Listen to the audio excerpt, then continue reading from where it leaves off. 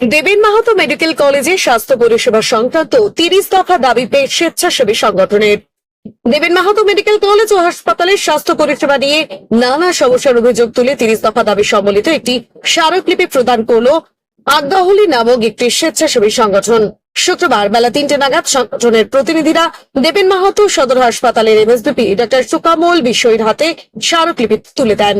সংগঠনের তরফে জানানো হয়েছে, রোগী ও রোগীর পরিজনদের ভোগান্তির মূল কারণগুলির মধ্যে রয়েছে হাসপাতাল চত্বরে উপযুক্ত পার্কিং এর অভাব, অ্যাম্বুলেন্স পরিষেবার ন্যায্য ভাড়া সম্পর্কে নির্দিষ্ট তথ্যের অভাব, মহিলাদের জন্য পৃথক বিশ্রামাগারের ব্যবস্থা না থাকা, জন্ম মৃত্যু ও প্রতিবন্ধী শংসাপত্র পেতে দালাল চক্রের প্রভাব।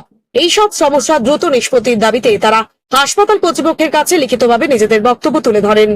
এমএসবিপি ডক্টর সুকামল বিষয়ে জানিয়েছেন, স্মারকলিপিতে উত্থাপিত প্রতিটি দাবিকে গুরুত্ব দিয়ে বিবেচনা করা হবে এবং বিষয়গুলি ঊর্ধ্বতন কর্তৃপক্ষের দৃষ্টিগোচর করা হবে।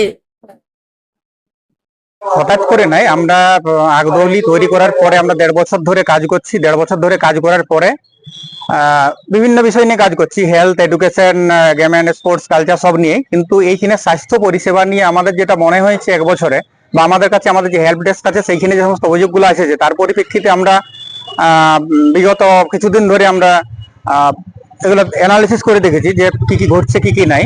ঘটার পরে আমরা সিদ্ধান্ত নিই যে আমরা এইটা নিয়ে এমএসবি স্যারের সাথে আলোচনায় বসবো এবং আমাদের দাবি গুলো রাখবো। আমরা 30 দফা দাবি নিয়ে আজকে এসেছিলাম। আমাদের এখানের স্বাস্থ্য ব্যবস্থা খুবই খারাপ অবস্থায় আছে। মেডিকেল কলেজ হলেও এখানে পরিষেবা পাওয়া যায় না, পর্যাপ্ত বেড নাই, পর্যাপ্ত যেটা জীবনদায়ী ওষুধ সেগুলাও অনেক সময় পাওয়া যায় নাই, পর্যাপ্ত ডাক্তার নাই, নার্স নাই, কোনোটাই নেই। ব্লাড ব্যাংক যেটা আছে সেখানেও পর্যাপ্ত, এখানে যেখানে 4টা ডাক্তার থাকার কথা সেখানে মাত্র 1জন ডাক্তার দিয়ে চলছে। সেখানে আমাদের যে টেকনোলজিস্ট থাকার কথা সেই টেকনোলজিস্টও 1-8জন নিয়ে কোনো রকমের টানিয়ে চলছে। যাতে এই পরিষেবা আগামী দিনে ভালো হয়, পুরুলিয়া জেলার স্বার্থে আমরা 30 দফা দাবি নিয়ে আজকে এসেছি। বিশদে আলোচনা হয়েছে প্রত্যেকটা পয়েন্ট নিয়ে, কিন্তু উনি আমাদেরকে কোথাও ঘুর পথে একটু এড়াই গেলেন বিষয়টা, যে আমাদের ওইখানে হসপিটাল, আমাদের মেডিকেল কলেজটা আতোয়ারা নিয়ে যাওয়া হয়েছে, সেইখানে সমস্ত ক্যাম্পাস শিফট হবে। কিন্তু সেই শিফট হওয়ার গল্পটা এটা অনেকদিন ধরেই শুনেছি যে শিফট হবে, কিন্তু আদৌ কবে হবে সেটা আমরা এখনো জানি না। উনি বলছেন যে খুব তাড়াতাড়ি হবে, আমার মনে হয় না এটা 10 বছরেও শিফট হওয়া সম্ভব। তো এই 10 বছরের মধ্যে আমাদের যে দাবি ছিল, যেখানে পর্যাপ্ত বেড দিতে হবে, পর্যাপ্ত মেডিসিন দিতে হবে, পর্যাপ্ত ডাক্তার দিতে হবে, নার্স দিতে হবে, এবং তারা যেন রোগীর সাথে ভালো সম্পর্ক রাখে, ভালো গুডউইল রাখে, ভালো ব্যবহার করে। এগুলো আমরা ইন্টারনেট স্টাফরাও খারাপ ব্যবহার করে, সেটাও আমরা বলেছি।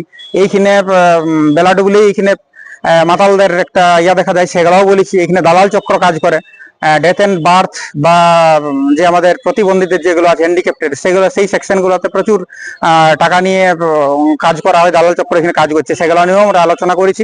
এবং যে অ্যাম্বুলেন্স যেগুলো আছে সেই অ্যাম্বুলেন্স গুলো নিয়েও বললাম যে অ্যাম্বুলেন্স পার্কিং এর কোনো এখানে জায়গা নাই, গভর্নমেন্টের অ্যাম্বুলেন্স কতগুলো আছে। উনি কিন্তু গভর্নমেন্টের অ্যাম্বুলেন্স নাই বলেই বললেন, এবং যেগুলো আছে পাবলিকের। আমরা সেটাও দাবি করেছি যেন এখানে কোনো অ্যাম্বুলেন্স রাখা না হয়, যদি যে অ্যাম্বুলেন্স গুলো থাকবে তাদের জন্য নির্দিষ্ট করে ভাড়া থাকে, মানে রেফার করার পরে বাঁকুড়া গেলে কি ভাড়া, মানবাজার গেলে কি ভাড়া, এর নির্দিষ্ট চার্জ যেন তালিকা ঝুলানো হয়, সে কথাটাও আমরা বলেছি। এবং পেশেন্টের সাথে যারা আছেন তাদের সাথে ডাক্তারদের সাক্ষাৎ হয় না, এবং সে জানতে পারে না কিভাবে মানে কি অবস্থায় আছে রোগী। সেই জন্য আমরা ডিমান্ড করেছি যেন পেশেন্ট পার্টি মিটের একটা যেন ব্যবস্থা করা হয়, এবং পেশেন্টের পরিজনরা থাকার জন্য যে ব্যবস্থা পুরুষদের আছে কিন্তু সেটা পর্যাপ্ত নয়, পর্যাপ্ত সংখ্যক জায়গা নাই, সেটাও বলেছি যে যেন তাদের থাকার ব্যবস্থা হয়, তারা বাইরে রাত কাটায়। মহিলাদের তো থাকার কোনো ব্যবস্থা নেই, সেটাও বলা হয়েছে। টয়লেট গুলো খুব খারাপ অবস্থায় আছে, সেগুলো পরিষ্কার পরিচ্ছন্ন যাতে থাকে। আমাদের এই যে ইনডোর পরিষেবার ক্ষেত্রে যা যা দরকার, যেখানে সিসিটিভি দরকার, সেগুলোও সব ডিমান্ড করা হয়েছে। দেখা যাক, আমরা ওনাদেরকে বলেছি, আমরাও পর্যবেক্ষণ করছি। আগামী দিনে আমরা আবার আসবো, আসার পরে যদি মনে হয় যে ওনারা বিন্দুমাত্রও কাজ করে নাই, আমাদের দাবি নিয়ে ভাবে নাই, আলোচনা করে নাই কোনো জায়গাতেই, সেগুলা আগামী দিনে আমরা বৃহত্তর আরো বড় আকারে সমস্ত মানুষের কাছে বার্তা নিয়ে যাবো, সবার সহযোগিতায় রাস্তায় নামতে বাধ্য হব। এবং এখানে আরেকটা জিনিস বলার আছে, যেটা কিন্তু পার্কিং এরিয়া এখানে নাই, যেটা পুলিশ অ্যাডমিনিস্ট্রেশনের এর মধ্যে পড়ে এই এলাকাটা। তো সেই পার্কিং এর জায়গা যেহেতু নাই, আমরা যেখানে সেখানে আমরা পার্ক করি গাড়ি, কিন্তু পুলিশ অ্যাডমিনিস্ট্রেশন থেকে এখানে নো পার্কিং জোন লিখে আছে, এবং নো পার্কিং জোনে যদি আমরা গাড়ি রাখি তাহলে নো পার্কিং জোনের গাড়ির জন্য যে ফাইন হয় সে ফাইনটা কিন্তু ওনারা করে দেয়। হ্যাঁ, তো আজকেই জানলাম যে ওনারা এটা এখানে করতে পারেন নাই। তো এইগুলো আগামী দিনে যাতে সমাধান হয় সেই ব্যাপারটা আমরা বলেছি, এবং যদি এটা নিয়ে যাতে হয় পুলিশ অ্যাডমিনিস্ট্রেশন বা সিভিল অ্যাডমিনিস্ট্রেশন বা আমাদের যে পৌরসভা আছে সেইখানে, সেগুলো আমরা আগামী দিনে যাব। আর এখানে জেলার যে রক্ত সংক্রান্ত বিষয়গুলো আছে বা থ্যালাসেমিয়া স্ক্রিনিং এর যে ব্যাপারগুলো আমরা করতে পারছি না, আমরা ক্যাম্প চাইছি, ওনারা ক্যাম্প দিতে পারছেন না। থ্যালাসেমিয়ার স্ক্রিনিং আমরা করতে চাইছি প্রত্যেকটা স্কুলে 9, 10, 11, 12, যাতে এখানে থ্যালাসেমিয়ার চেনটা ডিসকানেক্ট করা যায়, সেটা কিন্তু ইনারা ডেট আমাদেরকে দিতে পারছেন না। সেই নিয়ে বিশদে আলোচনা হলো। আগামী দিনে আমরা চাইবো এইগুলা পূরণ হোক, ওনারাও হয়তো ওনাদেরও চাওয়া উচিত। এইটা আমরা আশা রাখি। আমরা এখন আপাতত আমরা এই পর্যায়ে আমরা পর্যবেক্ষণ রাখছি, বিষয়টা নজর রাখছি।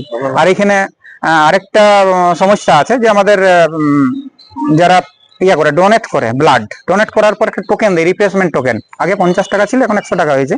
সেই টোকেনটা দেওয়ার পরেও আমরা ক্যান্টিনে সম পরিমাণ 100 টাকা মূল্যের জিনিস আমরা ঠিক মতো পাই না, পুষ্টিকর খাবার আমরা পাই না। সেগুলো সবাই আমরা 30 দফা দাবির মধ্যে রাখেছি। আগামী দিনে এগুলো আশা করি সমাধান হবে। আমার নাম সুদীপ কুমার রায় মাহাতো, আমি আগদৌলির প্রেসিডেন্ট। হ্যাঁ, দাবিগুলো মানে পুঙ্খানুপুঙ্খ ভাবে এই যে এক্সারসাইজটা করেছে, মানে খুব ভালো এক্সারসাইজ করেছে, অনেকগুলো দাবি তুলেছে, 30টা দাবি। দাবিগুলো মানে বলবো না, যৌক্তিকতা আছে কিছু, ডেফিনেটলি ঠিকঠাকই করেছে দাবিগুলো। তো তার মধ্যে আমাদের আয়ত্তের মধ্যে যেগুলো করা হয়ে গেছে সেগুলো বলেছি, তাদের কোনগুলো হয়ে গেছে সেটা আমি এখন বলতে পারবো না যে কোনটা হয়ে গেছে বলবো। আর যেগুলো আমাদের হাতের মধ্যে নয় সেগুলো কোথায় গেলে ওরা করতে পারে, কারণ অনেক কিছু এর মধ্যে দাবি ছিল যে দাবিগুলো আমার এই মেডিকেল কলেজের এমএসবিপি হিসেবে করার কথা নয়, মানে করার কথা না, মানে আমার এখতিয়ারের বহির্ভূত। সেগুলো সিএমওইচ বা মিউনিসিপ্যালিটি তাদের সেগুলো বলেছি যে এই জায়গায় যেতে। আর যেগুলো আমাদেরও মনে হয়েছে যে না এগুলো আমার আয়ত্তের মধ্যে এবং আমার করা দরকার, সেগুলো আমরা করবো এখানে। সেগুলো আছে, যার মধ্যে যে ব্লাড ব্যাংকের সামনে ওখানে এই মানে যাতে পেশেন্ট যারা যাচ্ছে তারা একটু বসতে পায়, বসার স্কোপ থাকে। তারপরে ওখানে যাতে একটা টয়লেট তো নতুন করে করা যাবে না, একটা টয়লেট আছে সেটাকে যাতে ঠিকঠাক করা হয় এইটা। প্লাস ওখানে ঠিক ভাবে এই আমাদের যে ডিসপ্লে বোর্ড যেটা রয়েছে সেটা মেনটেন করা, এগুলো ঠিকই বলেছি। এগুলো আমরা আমাদের হাতের মধ্যে আছে। আর কিছু আছে তাদের দাবি, যে দাবি আমার মধ্যে পড়ে না, সেটা আমার হায়ার অথরিটি, যেমন ডাক্তার দিতে হবে, ডাক্তার তো আর আমার হাতে নেই, তো সেগুলো আমরা আমার হায়ার অথরিটির কাছে পাঠাবো। রোগীর প্রয়োজনীয় থাকার ব্যবস্থা, হ্যাঁ, এগুলো কিছু কিছু বলেছে, রোগীর প্রয়োজনে মহল্লায় থাকার ব্যবস্থা। তার জন্য আমাদের অলরেডি সেই জায়গাটা আমাদেরই মুভ করা আছে, সেটা এখানে নিয়ে হবে। অন্যান্য কিছু সমস্যা থাকার জন্য সেগুলো এখনই আমাদের স্বাস্থ্য ভবন থেকে আপার এন্ড থেকেই এখনো টেক আপ করে।